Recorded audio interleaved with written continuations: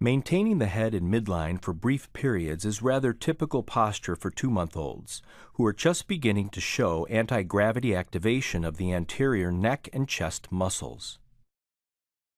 Although at this age, babies don't stay in a symmetrical position for a long time, Marty is able to locate the object and to track from left to right. He is also showing some anti-gravity movements, lifting his lower extremities off the support surface and beginning to demonstrate reciprocal kicking. He is not able yet to reach for toys, even with the tactile cueing of brushing the object against his hand. We should see this evolve in the next 4 to 6 weeks. The tummy muscles are engaged, but not strong enough yet to lift both legs toward the tummy, which is something we should look for by 3 months.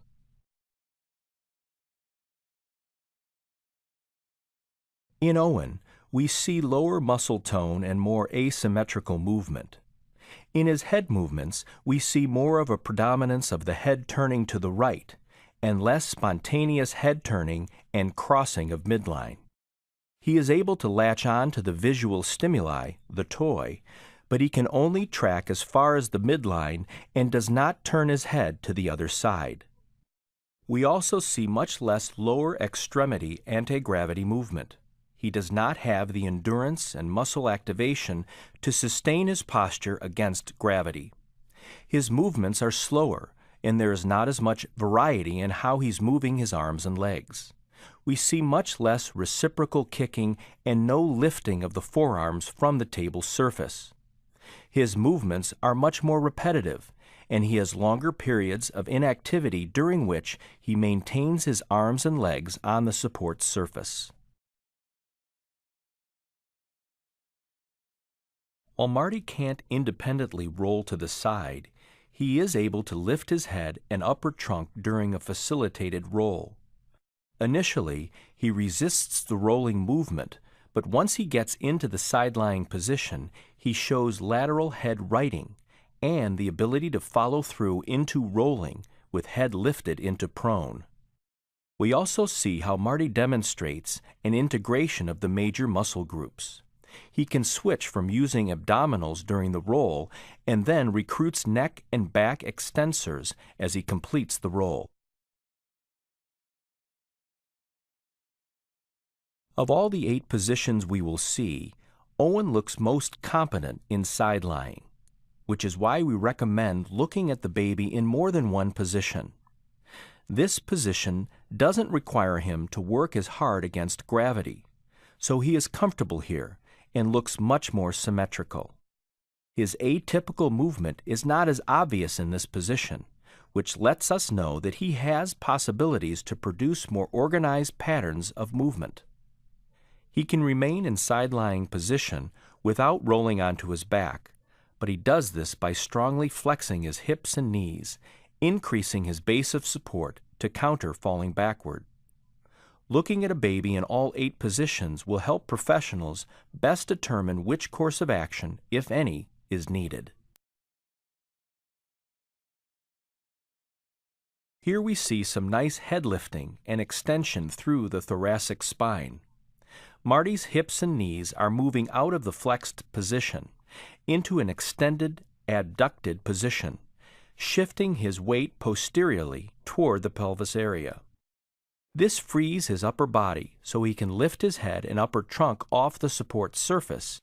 We can also see little weight shifts from right to left, which he's able to counteract with his abdominals to balance himself, all the while increasing his shoulder girdle strength and changing the sensory input on his arms. As his legs progress out of the flexed newborn position, he is able to lift his trunk and begin using his vision to fix on something in the distance. At this age, you should not expect the elbows to be in line with the shoulders, and he will not yet be reaching for toys. We see that Owen has a much more newborn-looking posture, which shifts the weight forward towards the head and shoulder area, making it more difficult for him to lift his head up. He has much more hip and knee flexion than Marty. Once the hips are extended, he will be able to start to lift his head up a little more. It's important to note how changes in the leg position allow the infant to begin developing head and trunk control in the prone position. If Owen does not independently progress to the more extended and abducted legs, he'll be stuck in this position, unable to lift up his head and push up on his arms. His strategy to get any movement is to extend and push up on his legs, which is a non-productive strategy because it doesn't assist him in lifting his head and pushing up on his arms against gravity. When the examiner uses a rattle, Owen gets quiet and listens. But because lifting and turning his head is so difficult when his hips are flexed under him, he is unable to find the auditory stimuli, even though he hears it. When the examiner pulls Marty into a sitting position, Marty demonstrates head lag that one would expect in a typically developing 2-month-old. We see he is able to engage his neck muscles and bring his head into an upright position without it falling forward, and he sustains head control in midline for 10 to 15 seconds. Typical of a 2-month-old, he's not able to assist in the pull to sit, but he is able to generate muscle activity in the shoulder and upper arms to stabilize the upper body. In sitting, he has extension from his cervical spine through the upper thoracic spine. In Owen, we see scapular abduction rather than scapular adduction. We also see little muscle activity in the upper extremities to assist with shoulder stabilization, which results in Owen's head falling forward onto his chest in the upright position. We see very little activity in the cervical spine. Owen's inability to lift his head and push up on his forearms in the prone position is directly related to his inability to use his shoulder girdle to stabilize his upper trunk during pull to sit. We also see rounding through the cervical spine right down into the lumbar spine. We should be seeing the ability to hold his head upright and stabilize with the scapula, and he should have spinal extension through the cervical and upper thoracic areas. Here we see good alignment of the head with the ear directly over the shoulder. There is good activity of the neck extensors. Marty is able to hold and sustain this posture. We don't see a lot of head turning, but this is typical of this age. Marty hasn't yet learned to separate head and trunk extension, but within the next month, this will develop and he will be able to track objects in sitting. We see in supported sitting that the examiner must use more control on the front and back of the trunk to allow Owen to sustain this sitting posture. He has one burst of muscle activity trying to lift his head, but he overshoots the upright position and his head falls forward. This handling position of the examiner is also for safety. The hand on the back is to protect his neck in case he overshoots the upright position. In general, we see he doesn't use his arms. They are very inactive because he lacks shoulder girdle strength to initiate arm movement against gravity. In this position, we are looking to see whether the muscles of the neck and trunk can sustain this posture against gravity, and in Marty's case, they can. When he experiments with moving the entire arm away from his body, we can see that the head control is compromised and falls slightly into flexion. Typical of a 2-month-old, this indicates he doesn't have enough trunk extension to hold the body against gravity without recruiting the muscles in the shoulder girdle to augment the thoracic extension.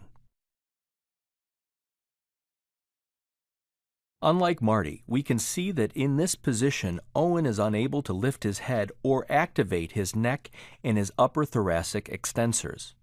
Instead, he tries to use the same strategy he did before, which is to move his arms and legs to initiate movement.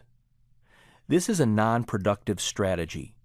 Owen needs to develop his trunk strength. Poor head, neck, and core strength is interfering with competence in several postures. When we tilt the baby forward, he not only sustains but increases the head and neck extension. He brings one arm forward, but the left arm is flexed and adducted, close to the body. This posture helps him increase the spinal extension during the forward tip. Marty is on track in demonstrating fundamental control in this position, so that by 6 months he'll be able to extend the head and neck during the forward tip and quickly and easily bring the arms forward to protect himself from contact with the mat. As we tip Owen forward, his inability to lift his head and extend his trunk when being held in horizontal suspension carries over to the forward tipping maneuver. He's unable to generate any head or trunk activity. Without early intervention to develop more trunk strength and optimal movement patterns, it will be highly unlikely that Owen will develop the head and trunk control to allow the mature protective response by 6 months. When placed in supported standing, we see that Marty is able to sustain weight on his lower extremities while the examiner supports him at the trunk. The intermittent bouts of extension and flexion are typical for 2 months. His head is in line with upper trunk, but he is using shoulder elevation and upper extremities held close to the body to assist him in sustaining his head and trunk posture against gravity. There's a good vertical alignment from head through trunk down to the feet. When Owen is placed in standing, he is only able to sustain pseudo-extension when the examiner is providing maximum support and lifting. He has no intermittent muscle activity to attain or maintain the standing posture. Every time the examiner tries to let him take weight on his feet, he collapses into flexion.